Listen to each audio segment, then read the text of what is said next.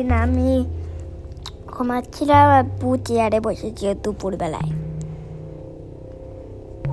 আর কি মনে আছে? আমার আর কিছু মনে নেই।